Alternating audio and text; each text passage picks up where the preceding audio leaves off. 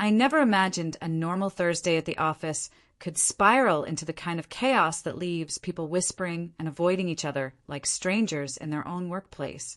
But that's exactly what happened the day my coworker stole my cash, and our office became a war zone. It started innocuously enough. A few of us had gathered in the small conference room for the weekly staff meeting. Everyone was there, except for one person, Jess. I remember noticing it immediately because she's never the type to skip meetings. Usually, she's the first to complain if she has to miss one, and somehow the way she was absent that morning already felt off. Before I go any further, please hit that subscribe button, like, and tell us where you are watching from. Now let's roll back. So, I left my purse in my locker that morning like I always do. The purse wasn't flashy or noticeable. It was tucked in the corner, behind a stack of folders that no one really touches. Inside, I had a small stash of cash I had withdrawn the day before. Not a fortune, but enough that if it disappeared, it would cause serious trouble. By mid-morning, I noticed my wallet was lighter. My cash was gone. Not misplaced, not forgotten, gone. I immediately remembered that Jess hadn't been at the meeting. At first, I tried to convince myself it was impossible. We all knew each other, right? Trust each other, right? But the signs were glaring. The way she suddenly started avoiding me, the subtle smirks she would try to hide when passing me in the hallway, the way she seemed to know exactly where my purse was kept, it all pointed to one person. I confronted her quietly at first. "Hey, did you see my wallet?" I asked one afternoon by the copier. Her eyes darted away, and she mumbled something incoherent. That was enough for me. I didn't need proof. The signs were there, screaming at me louder than any words could. Word spread faster than I expected.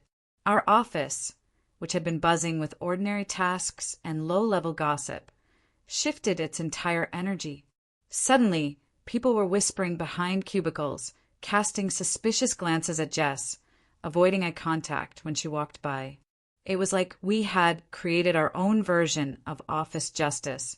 Management couldn't fire her. There was no hard proof, but everyone knew. Everyone.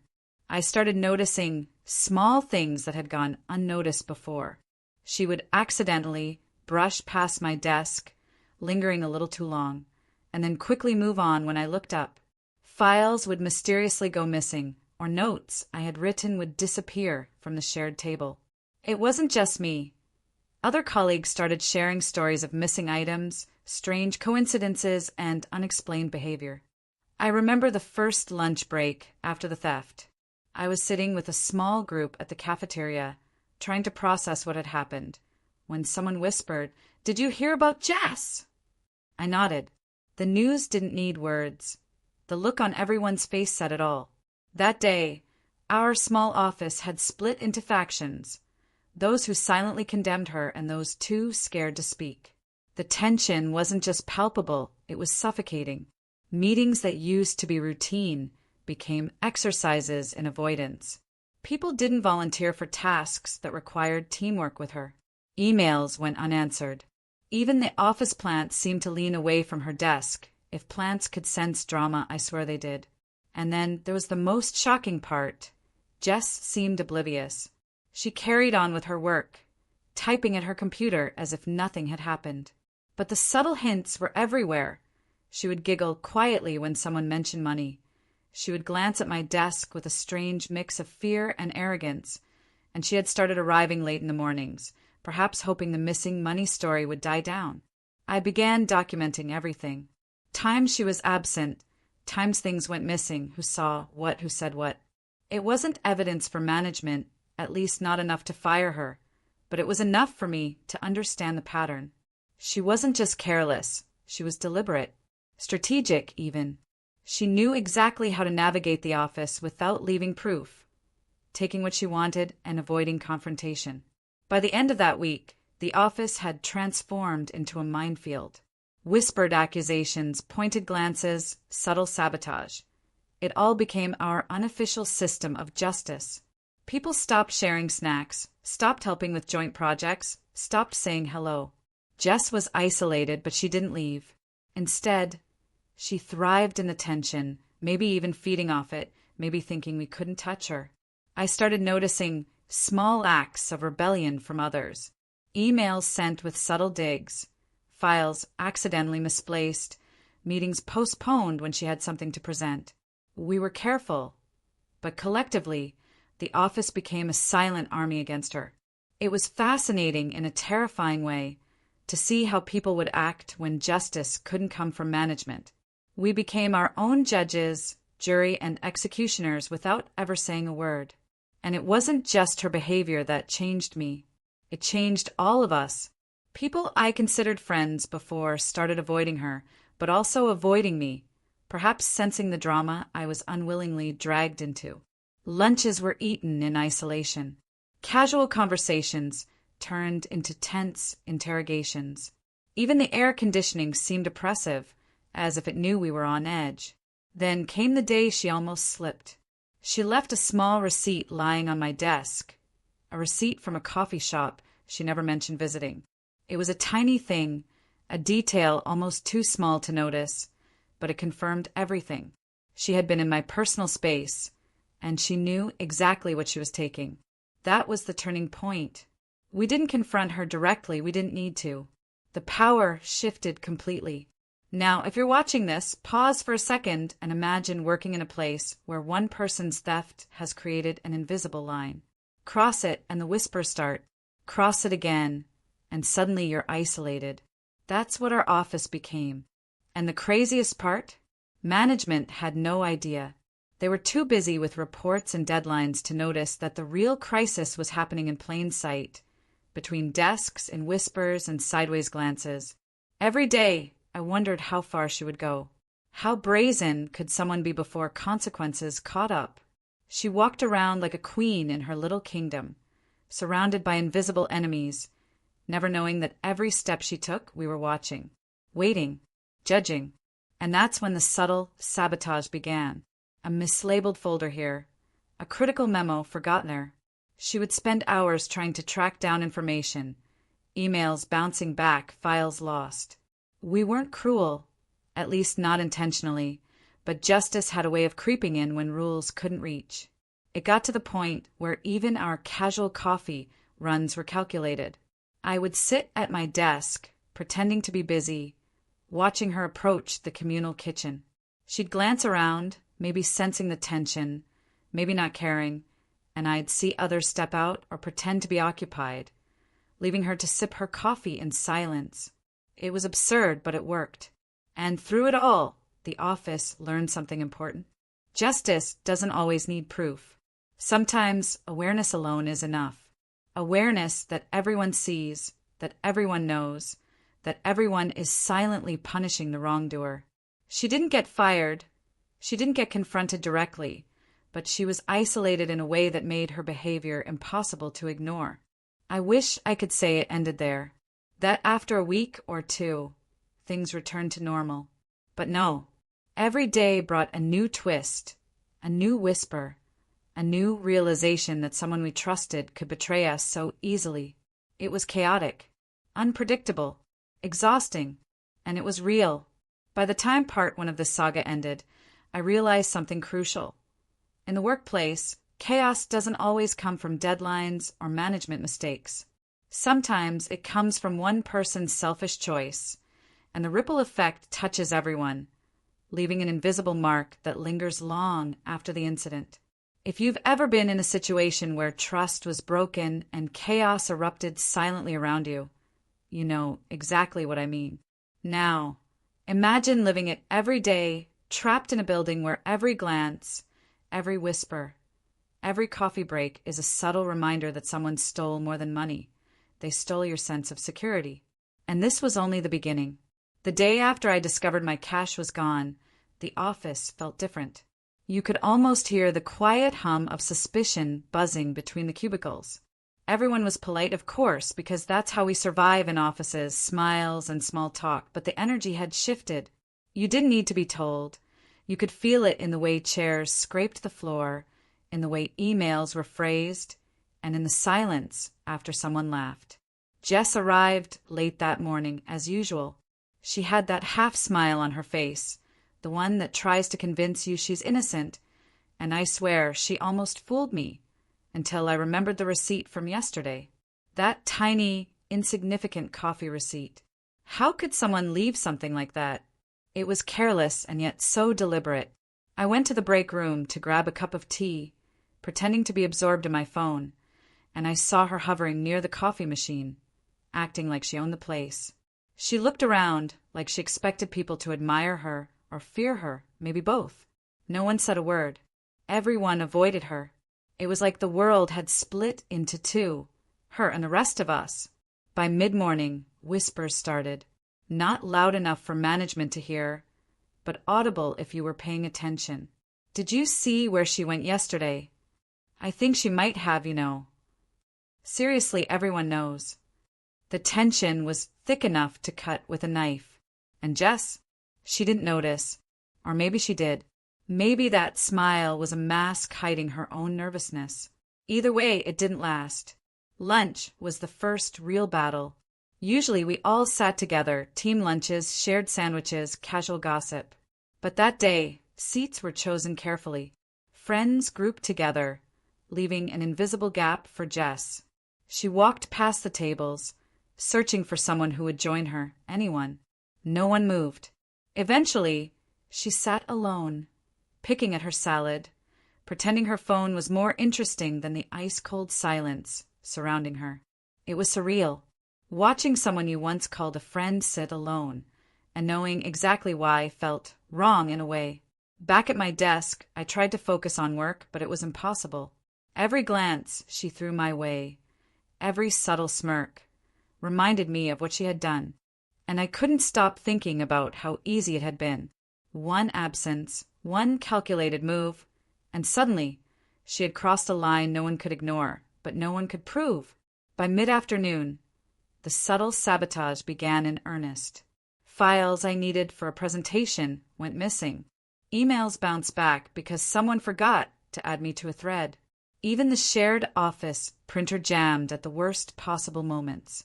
I noticed everyone watching her, calculating how far we could go without being caught. We weren't cruel. Exactly, we were strategic. She had to learn that stealing wasn't consequence-free. One colleague, Marcy, whispered to me as she passed, "She doesn't even know half of what we see." I nodded. That was the thing. Jess thought she was untouchable, but she didn't understand how keenly we observed every move. Every smile, every glance, every attempt at charm, we were cataloging it, waiting for a crack in her armor. The day dragged on like this. Meetings became exercises in avoidance.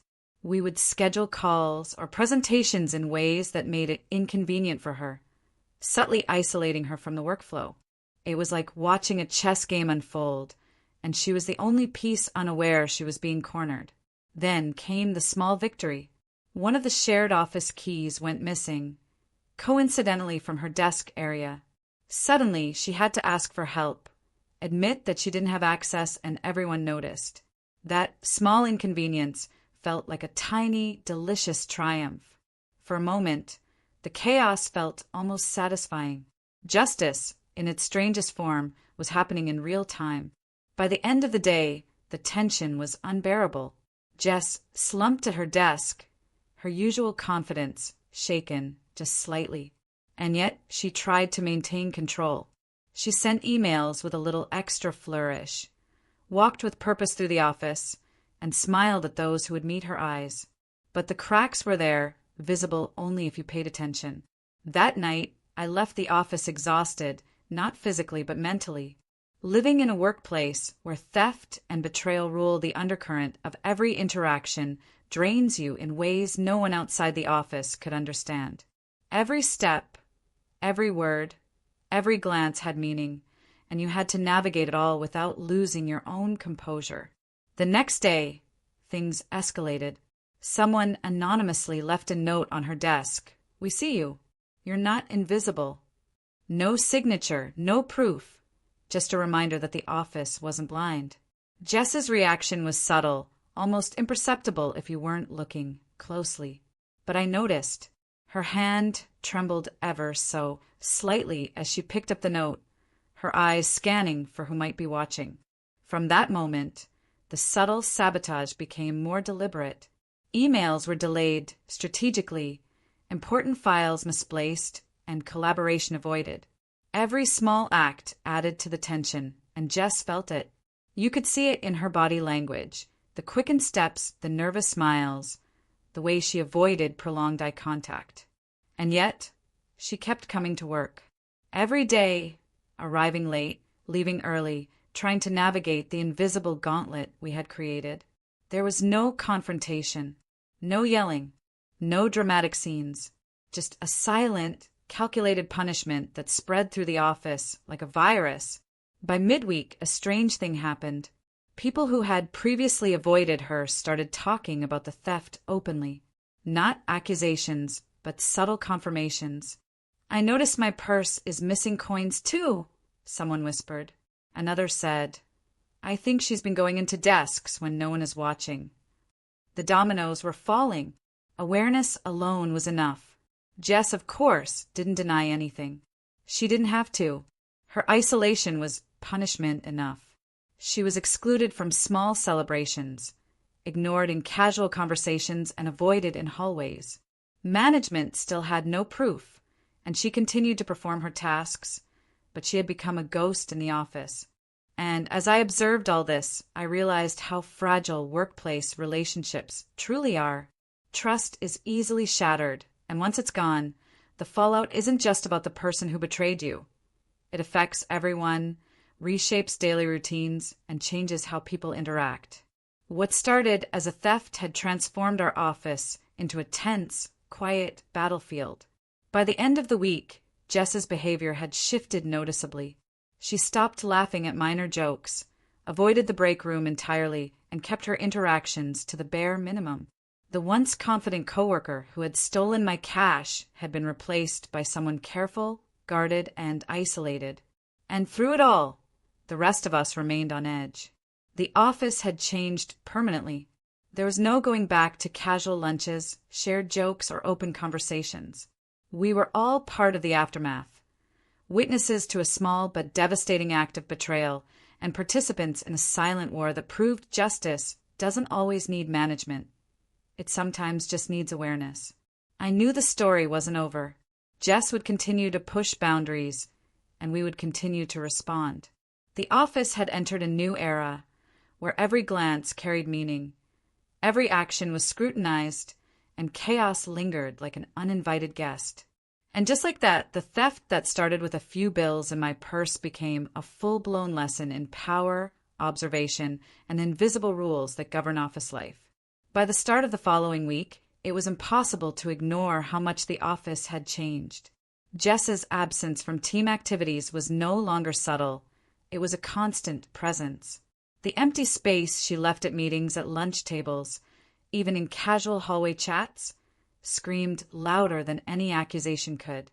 People no longer whispered to each other behind closed doors.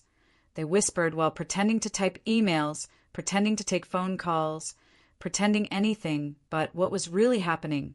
Our office had turned into a battlefield, and Jess was the target. It was fascinating in a sick way. You could watch the social dynamics shift in real time. People who had been friendly before were now hesitant, calculating, weighing every interaction. You could feel it in the way someone offered assistance or declined a shared task. Even the smallest act, like passing a stapler, carried weight. Every gesture became a silent judgment. I was careful, too. I didn't confront her directly. I didn't need to. I simply observed, recorded, and navigated the tension like a tightrope walker. Every glance she threw my way made me note her body language. The twitch of her hand, the quick swallow, the slight narrowing of her eyes. She was aware, but she didn't know how much we knew.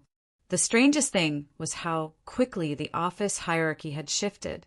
People who had previously been on the periphery suddenly gained influence, simply because they were aligned against Jess. Minor decisions, previously overlooked, became battlegrounds. Who got to sit near the printer, who answered certain client emails first, who had access to files. Everything became a game of subtle power. And Jess, once confident, was increasingly shut out.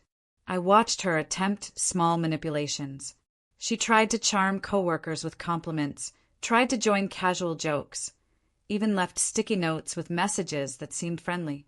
But no one responded. The ice surrounding her had grown thick, impermeable. Even the interns and temporary staff, who weren't fully aware of the theft, caught on quickly. Isolation, it seemed, could be contagious. Midweek, I noticed a pattern I hadn't anticipated. Jess began testing boundaries, almost like she was daring someone to confront her directly. She would hover around my desk longer than necessary, glance at the papers in my folder, and even ask questions about projects she had no part in. It was bold, brazen, and, if I'm honest, a little reckless. The day she tried to accidentally drop a pen on my chair, hoping perhaps I would pick it up and engage in conversation, the tension snapped in the hallway. Marcy, who had been quietly observing from across the office, muttered under her breath, "Seriously? Enough." That small comment, barely audible, felt like a spark. And it was enough. From that point on, our silent office justice escalated. Emails were slightly delayed, files were strategically misplaced, and collaborative tasks became exercises in subtle sabotage. No one ever admitted it, of course, and management remained blissfully unaware, but it was like watching a slow-motion storm unfold. Every time Jess attempted to regain control, she stumbled over invisible barriers we had erected without saying a single word. Lunches became almost ritualistic. Groups huddled together, not for friendship, but for strategy. We analyzed her movements, her habits, her interactions, creating unspoken rules for how to handle the chaos she had caused. If she approached a table, we dispersed. If she tried to start a conversation, we were busy with phones or notes. It was an unspoken, collective effort to maintain equilibrium and to ensure she understood, without confrontation, that her actions had consequences. And she noticed.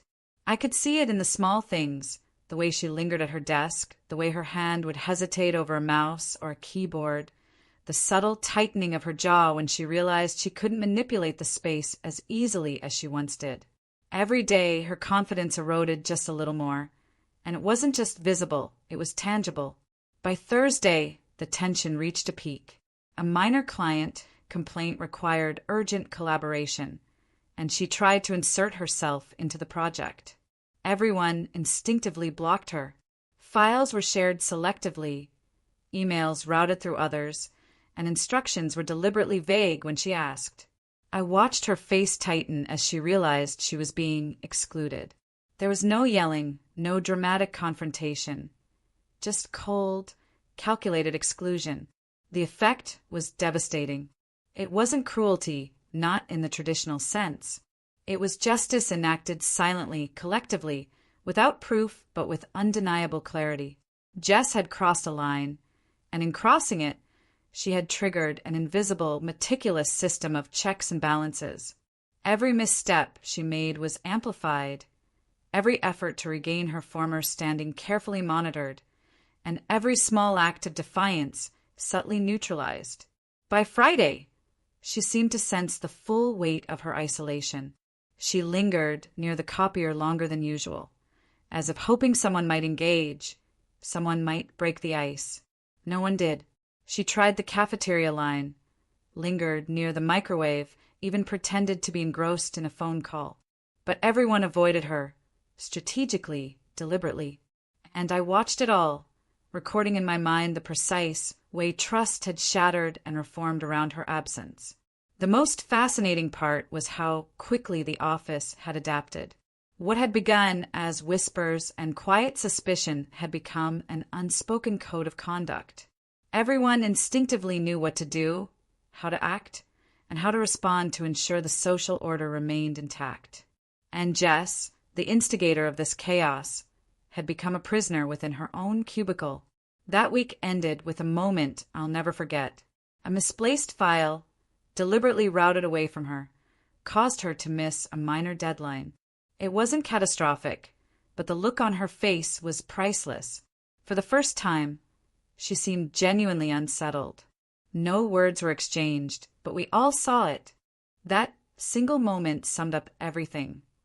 Trust had been broken, balance restored, and chaos wielded as a subtle, almost invisible weapon. The lesson was clear. Betrayal doesn't need confrontation to be punished. Awareness, collective action, and subtle pressure can enact justice in ways management never could. And in our office, that lesson had been learned through observation, strategy, and a relentless commitment to ensuring the wrongdoer could no longer operate unchecked. Even as I walked to my car, exhausted, I realized how fragile everything truly was. One act of theft had spiraled into a web of tactics, whispers, and silent enforcement. Every glance carried meaning. Every interaction was calculated, and chaos had become the new normal. This wasn't a story about money. It was a story about power, trust, and the invisible rules that govern human behavior. Jess stole more than cash that week.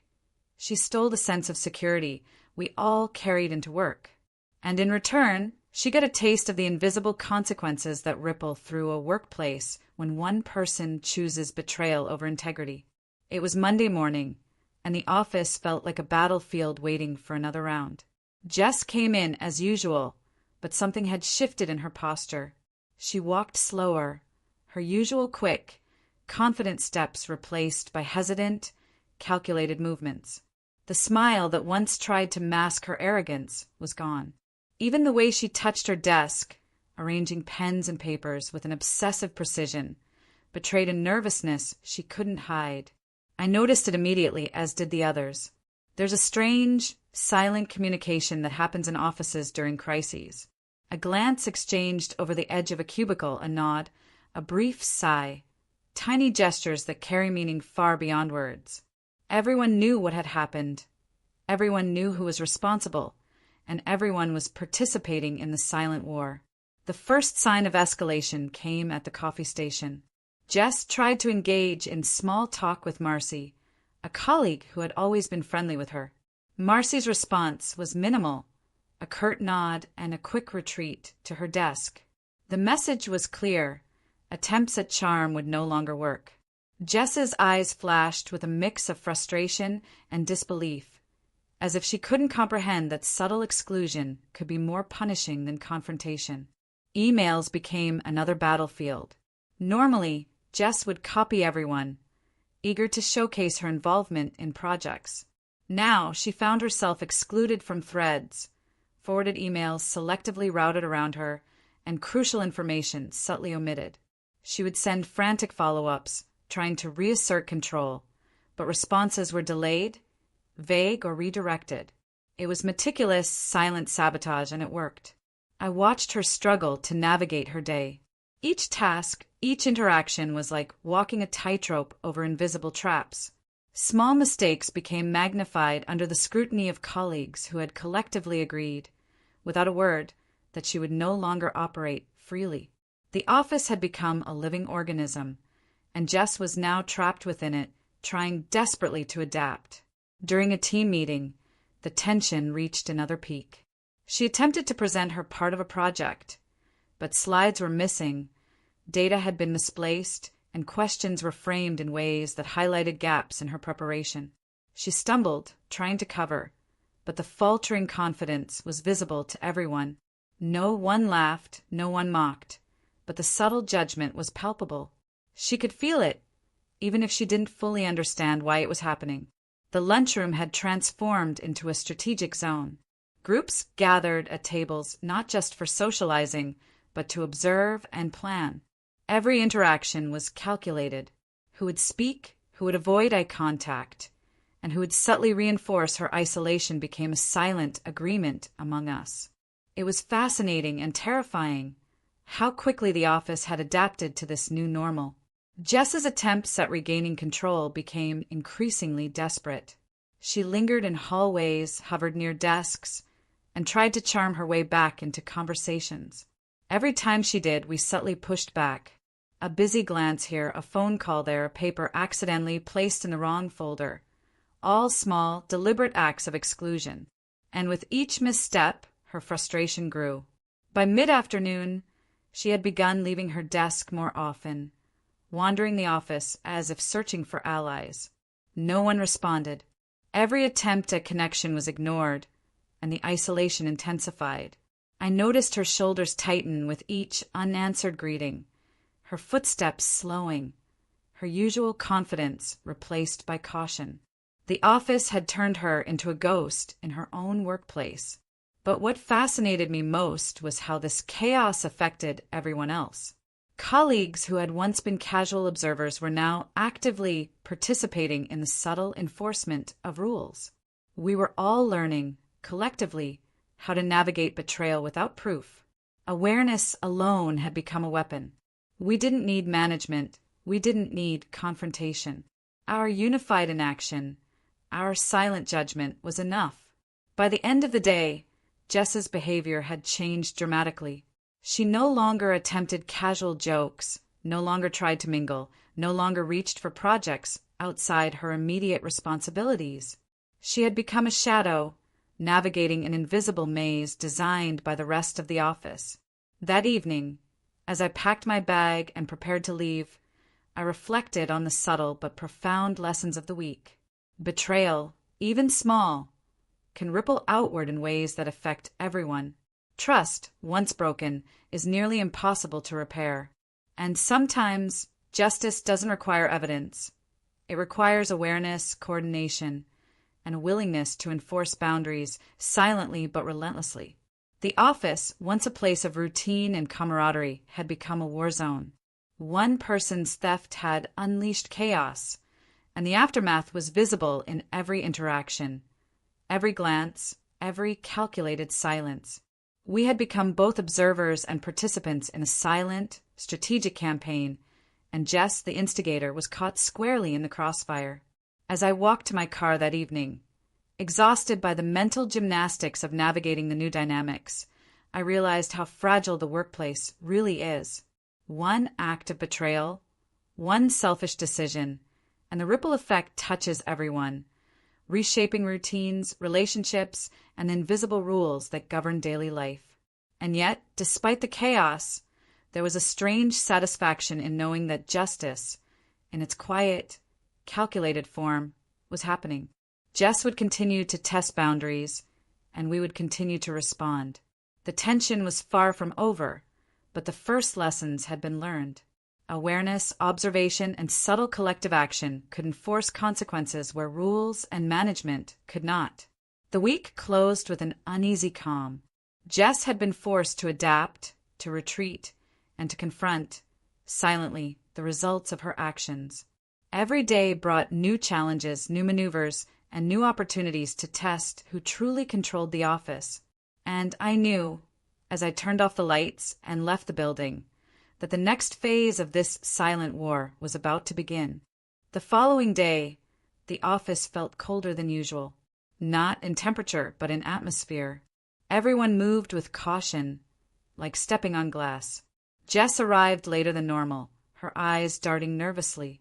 Even her usually confident stride seemed calculated, as though she were measuring every step to avoid some invisible threat.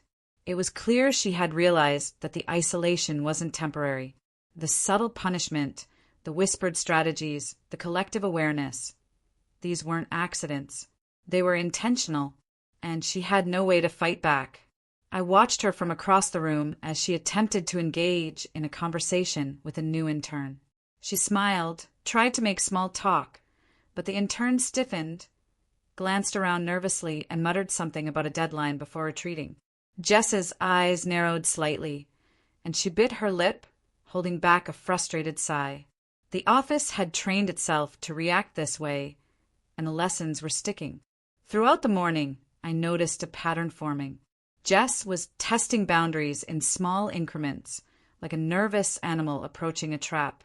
She hovered near desks, peered over shoulders, tried to offer help on minor tasks, and even left casual notes hoping for interaction. Each attempt was met with subtle resistance. A glance down at a phone, a colleague too busy to respond, a file misplaced at the worst moment. By midday, the tension reached new levels. The office printer, previously reliable, jammed repeatedly whenever she tried to print reports. Emails she sent were met with delays and vague replies. Documents she needed were moved or renamed. She grew increasingly flustered, muttering under her breath, occasionally raising her voice slightly in frustration. Every small act of disruption was carefully orchestrated by colleagues, a silent enforcement of consequences that management couldn't see. Lunchtime brought a dramatic shift. The cafeteria, which had become a strategic zone for the rest of us, turned into a theater of observation. Groups clustered in tight formations, whispering about her latest moves, analyzing her behavior, anticipating her next attempt at control. She walked past our tables, hoping for engagement, only to be met with avoidance, so complete it left her standing alone, biting into a sandwich no one noticed. Marcy leaned toward me, whispering, "She doesn't get it, does she?" I shook my head. No, she didn't. The subtle exclusion, the coordinated resistance, the quiet judgment, it was overwhelming, and she was too focused on control to see how powerless she had become. By mid-afternoon, small cracks began appearing in her usual composure. She dropped pens more frequently, stumbled over words in emails, and forgot to copy critical colleagues on important messages. It was as though the office itself was conspiring to unravel her confidence, and with every minor error, her frustration grew. I noticed her staring at my desk longer than usual, her gaze flicking between files and folders, as if calculating a way to regain an upper hand. But the pattern was clear. Anything she attempted was met with resistance. The collective effort had created an invisible barrier she couldn't break. Then came the first real confrontation, not between her and management, but between her and the subtle chaos of her surroundings. She reached for a shared resource, only to find it gone, relocated strategically to another area. Her face tightened, and for the first time, she muttered an expletive under her breath. No one reacted. No one needed to. The message had been delivered. She wasn't in control here anymore. By the end of the day, the office had transformed into a fully functioning, silent tribunal. Every glance, every movement, every minor disruption was a calculated act of justice. Jess, the instigator, had become both observer and victim of her own chaos. The theft that had started with a few bills in my purse had grown into a full-blown social correction, executed without confrontation, without proof, and without official oversight. I reflected on the absurdity of it all. Management remained oblivious, focusing on deadlines and reports, unaware that the real drama was unfolding quietly, deliberately, and ruthlessly. Every colleague played a part, contributing to a system of accountability that didn't require HR policies or disciplinary action. Awareness alone had become a weapon. The week closed with Jess visibly exhausted. Her posture was slumped, her movements careful, and her usual confident demeanor had cracked under the weight of collective observation. The office had won, silently, strategically, without firing a single email or raising a voice. Justice, in its quietest and most effective form, had been served. And yet, despite the apparent resolution, a new tension lingered. Jess was still present, still moving through our carefully constructed barriers. As I walked out that evening, I realized something important. Chaos in the workplace doesn't need dramatic confrontations. It thrives in silence, in subtlety, in the way people observe, react, and enforce consequences without anyone officially calling the shots. One act of betrayal, even small, can ripple outward, changing relationships, dynamics, and invisible rules that govern behavior. Jess had stolen more than money. She had stolen trust, security, and a sense of predictability. And in return, she received isolation, scrutiny, and a constant reminder that actions have consequences, even when management looks the other way. I knew that the weeks ahead would continue to test her and all of us. Every glance, every interaction, every email would be a reminder of what happened, a lesson in trust, and a testament to the power of collective awareness. The office was forever changed, and so were we.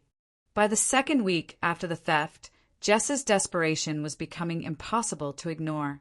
She arrived early one morning, trying to preempt whatever punishments the office had in store for her. Her usual casual stride was gone, replaced by jittery movements, constantly scanning the room as if expecting some invisible trap at every turn.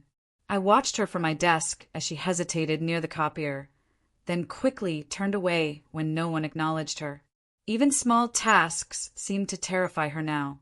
Sending an email required multiple drafts. Rearranging papers on her desk took forever, and every attempt to participate in a discussion seemed calculated to avoid missteps. Her isolation was complete. People who had once been casual acquaintances no longer even made eye contact. Conversations about lunch or the weekend stopped when she entered the room. Even interns and temporary staff who weren't privy to the theft had learned the rules through observation. Avoid her, don't engage, don't give her an inch of social leverage. Jess began making mistakes that were small but glaring. She misfiled documents, skipped steps and processes, and sent incomplete information to clients. It wasn't incompetence. It was the pressure of navigating a space where every move was watched and every action judged. The office had become a silent gauntlet, and she was trapped inside it. By mid-morning, her tension was palpable. She hovered near my desk, peering at my files as if hoping I would slip up and give her an opening. When I moved a folder, she flinched, recoiling slightly, as though my mere movement threatened her. It was surreal. The same woman who had stolen from me just days ago now approached every action with caution, as though survival depended on it. And in this office it did. Lunch brought another test. She attempted to join a table of colleagues, smiling and offering small talk. They all glanced at each other, whispered for a moment, and then dispersed. She ended up sitting alone, picking at her salad while pretending to scroll on her phone. The cafeteria, once a place of casual chatter, had become a stage where isolation played out in real time, and Jess was center stage unwillingly. The afternoon escalated further. A minor client request required collaboration on a document, and Jess tried to insert herself into the project. Her emails went unanswered, requests were forwarded to others, and critical files were subtly withheld. She grew visibly frustrated, muttering under her breath, checking her watch and pacing near her desk. Every attempt to regain control was blocked by a network of silent resistance. By midweek, her behavior became erratic. She lingered in hallways, hovering near desks, and tried to initiate conversations with anyone who would respond. When no one engaged, she muttered under her breath, tossed papers with a little more force than necessary, and even slammed a drawer once. The office, however, remained calm. No one confronted her, but everyone participated in the invisible enforcement of boundaries. Awareness had become the weapon. Small acts of rebellion against her started to appear. Someone accidentally erased her notes from a shared document. A printer jammed when she tried to use it. Files were mislabeled on purpose, emails were delayed, and minor tasks were rerouted. Each act was subtle enough to be dismissed as coincidence, but cumulatively, they created chaos she couldn't control. By Friday, she had become almost unrecognizable. Her usual confidence, her sly smirks, her casual ease, they were gone. Every movement was hesitant. Every word was measured. The theft that started with a few bills in my purse had spiraled into a full-blown psychological trap, and Jess was caught in it. People in the office had adapted, too. Lunches, hallway interactions, and team meetings were now carefully choreographed to maintain the social order. We had created a system that didn't require management intervention. Jess's isolation wasn't cruel. It was justice enacted without proof. The balance had shifted, and everyone understood the rules. And yet, Jess continued to push back in small ways. She would linger near my desk, attempt subtle jokes, or overcompensate in her work, hoping to regain some form of acceptance. But every move was monitored, every gesture noted, and every attempt met with silent resistance. Her frustration grew, but so did our resolve. One act of theft doesn't just affect the victim. It reshapes the behavior, interactions, and even the morale of the entire office. Every glance, every whisper, every carefully timed pause became a tool of control. Jess wasn't just isolated. She was navigating a social labyrinth she didn't understand existed until it was too late. By the time I left on Friday evening, exhausted but satisfied, it was clear that the office would never be the same. Jess had learned, through quiet observation and collective enforcement, that her actions had consequences beyond the immediate theft. The ripple effect had changed everything. Relationships, workflows, and invisible rules governing every interaction. I walked to my car that evening reflecting on the absurdity and complexity of it all. A small theft had triggered a chain reaction that no policy, no manager, no official intervention could replicate. Awareness alone, when combined with careful observation and subtle enforcement, had created consequences far more effective than confrontation. Jess had taken more than money. She had taken trust, security, and a sense of control. And in return, she received isolation, scrutiny, and a silent, relentless lesson in the power of collective observation. The office, once mundane and routine, had become a theater of strategy, awareness, and chaos. And I knew, as I locked my car, that the coming weeks would only escalate the tension, revealing just how fragile workplace relationships can be when betrayal enters the equation. The next Monday, the office had an almost palpable tension, thicker than usual, heavier than any normal workday.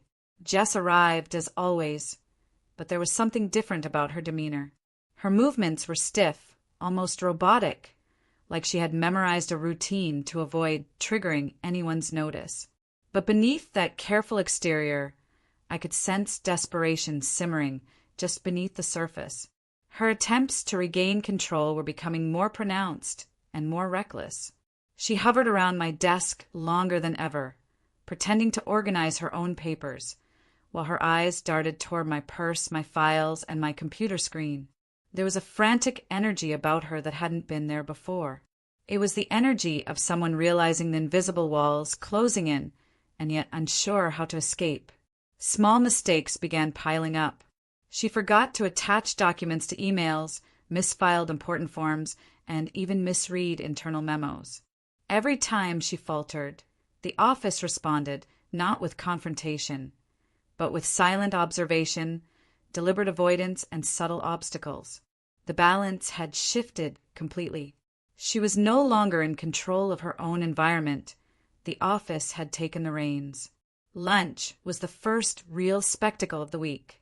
Jess approached the cafeteria with that half-smile she always wore, attempting to join a group. We all knew what she was doing, and without a word, everyone dispersed, leaving her standing alone. She sat at a corner table, picking at her food, scanning the room like a predator searching for prey, but finding nothing. The isolation was total, and the silence spoke volumes. Later that day, she made a critical misstep. A client requested a detailed report urgently, and she attempted to lead the project. But crucial information had been withheld by colleagues who were quietly enforcing boundaries. Emails bounced back, files disappeared, and notes she needed were subtly misplaced.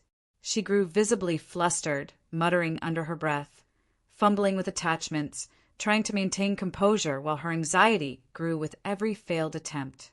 I watched her pacing near the printer, running her hands through her hair, murmuring to herself. There was no yelling, no confrontation from anyone, but the environment itself had become a trap. Every glance we cast, every deliberate delay, every small act of exclusion was a nail in the coffin of her control. And she could feel it. I could see it. By Thursday, Jess's confidence had almost completely eroded. She lingered by desks, hovered near the coffee machine, and attempted subtle social cues, smiles, jokes, casual questions, but every attempt was ignored or deflected. Even the interns, who had previously been oblivious, avoided her. The office had become a well-oiled machine of silent justice, and Jess was trapped inside it, every movement monitored, every gesture analyzed. Her mistakes became more pronounced. She missed deadlines, miscommunicated in emails, and even mismanaged small tasks she had previously done with ease. The frustration was visible in her tense shoulders, the tightening of her jaw, and the quick, almost panicked glances she cast around the office. The chaos that had started with a few bills in my purse had evolved into a psychological labyrinth she couldn't navigate. By Friday, her isolation was complete. She ate lunch alone, avoided the break room entirely, and no longer attempted to engage with colleagues. Meetings became exercises in avoidance, with others subtly redirecting tasks away from her. Even small, casual interactions were denied. The office had become both a classroom and a courtroom, teaching her through observation and exclusion that theft and betrayal carry consequences far beyond what she had imagined. And yet, through all of this, she remained. She hadn't quit. She hadn't asked for help. She was trapped in a system she could no longer control, navigating an environment carefully engineered by collective awareness and subtle enforcement. Her every move, once confident and casual, was now tentative and measured. Jess had stolen from me, but the office had responded in a way that management never could. Awareness and coordinated subtlety had become our tools of justice, and the results were undeniable. I reflected on how fragile trust really is. One act of betrayal, one selfish decision, and the consequences ripple far beyond the immediate act. Relationships shift, routines are disrupted, and the very atmosphere of the office changes.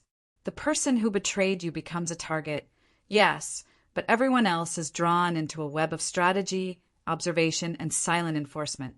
By the time I drove home, I could see the outlines of what would come next. Jess's desperation would grow. She would continue to make mistakes, push boundaries, and reveal cracks in her own composure. And the office, ever observant, would continue to respond. The chaos wasn't over. It had only reached a critical phase. In that moment, I understood something crucial. Justice doesn't always require confrontation. Sometimes, collective awareness and subtle, deliberate action are more powerful than words, policies, or punishments. Jess had stolen my cash. Yes, but in return, she had triggered a chain reaction that no one could ignore.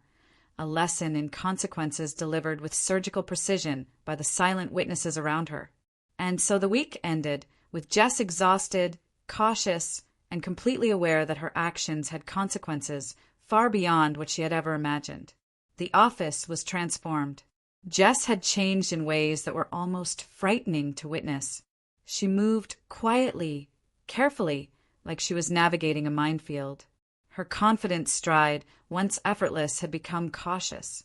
Her eyes darted constantly, scanning for judgment, scanning for signs of disapproval. Every glance she received felt like an accusation. Every whisper felt like a trap, and she had begun to carry the weight of her own mistakes like a tangible burden. The office had settled into a rhythm of subtle enforcement. Every small act, emails redirected, files withheld, meetings carefully scheduled to exclude her, was a piece of the puzzle. Jess's every attempt to regain control was blocked before she even realized it. And as she became more desperate, she made bigger mistakes, each one amplifying the tension. It started with the copier. Jess tried to print an urgent document, and it jammed repeatedly. She slammed it in frustration, muttering under her breath. No one intervened. No one had to. The collective silence said everything. We see you, and this is your consequence. She attempted to sit with a group she had once considered friends. They glanced at each other, murmured quietly, and walked away. She was left standing with her tray, alone, scanning the room for someone, anyone who might acknowledge her presence. No one did. The cafeteria, once a place of casual chatter, had become a stage where isolation played out like a performance, and Jess was trapped at center stage. She had begun to make critical errors in her work. Reports were incomplete, client emails sent without attachments, files misplaced in shared drives. The office, once a place of routine efficiency, had become a minefield for her. Every mistake triggered subtle consequences, Delayed responses from colleagues, rerouted tasks, and strategic oversight that made her errors impossible to hide. Her movements were jerky, her hand shaking slightly, and her gaze flickered constantly. She had tried to regain control through charm, through subtle manipulation, through small acts of competence, but every move had been blocked. The office had become an invisible force, guiding her into mistakes, amplifying her frustration, and teaching her a lesson she couldn't ignore. Jess no longer tried to joke, to smile, or to engage. She hovered near desks, shuffled papers, and whispered to herself, muttering about deadlines, emails, and documents she couldn't find. Her isolation was complete. Colleagues ignored her overtures entirely, and even management remained blissfully unaware of the silent war that had taken over the office. During a meeting, she stumbled through a presentation. Slides were missing, data misaligned, and her words faltered. Everyone watched silently, offering no correction, no support, no acknowledgement. The humiliation wasn't loud, but it was devastating. Her face tightened, her voice wavered, and she realized that the office, not management, had become the arbiter of consequences. She moved through the office, carefully, avoiding interactions, avoiding eye contact, avoiding even small tasks that might trigger observation. Every glance felt like scrutiny, every email like an inspection, every minor act like a test. She had become a ghost, and the office had become a labyrinth she couldn't navigate. But even as her confidence crumbled, she continued to test boundaries.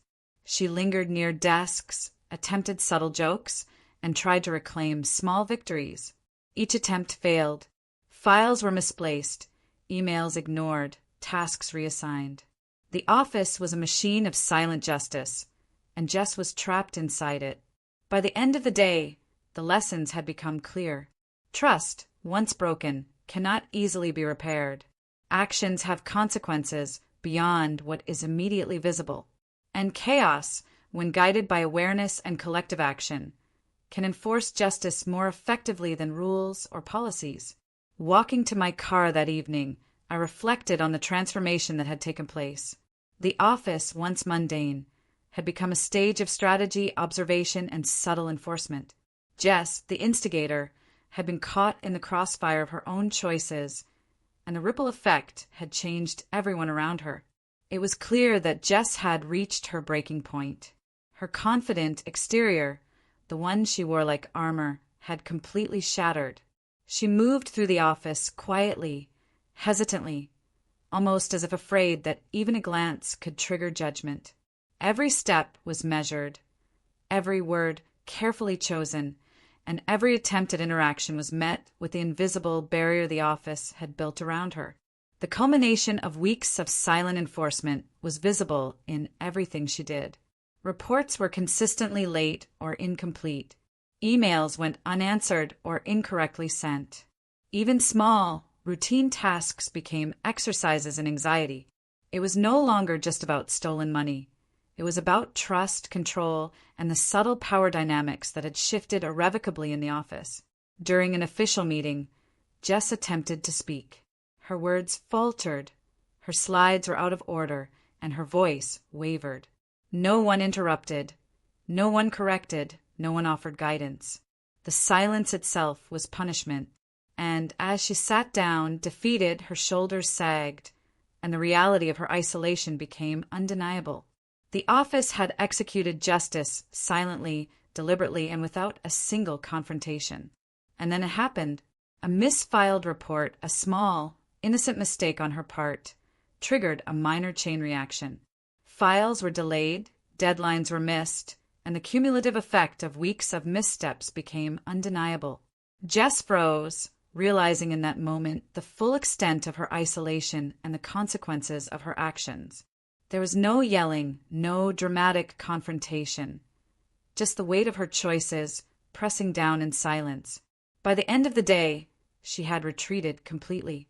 She avoided the break room, skipped casual interactions, and even minimized her work contributions to the bare essentials. The office had returned to a fragile equilibrium, one where the social rules were clear, but betrayal has consequences and trust is fragile. Jess had learned this lesson in a way she could never ignore, and the impact was visible to everyone around her. And I couldn't help but think about the larger implications. How fragile trust is in any environment. How one act of betrayal can alter dynamics far beyond the immediate impact. How collective awareness and subtle strategies can enforce consequences where policies and authority fail. Now, I want to ask you, have you ever experienced something like this in your workplace? Have you seen betrayal ripple through an office, changing relationships and routines without a single confrontation? I'd love to hear your thoughts. What would you have done if you were in my shoes? Could silent justice like this actually work in your office? If this story captivated you, make sure to subscribe for more behind-the-scenes workplace drama, real-life betrayal, and human stories that unfold just like this. Don't forget to hit the notification bell so you never miss a story. Because sometimes the real drama isn't in the arguments. It's in the chaos that happens quietly behind closed doors.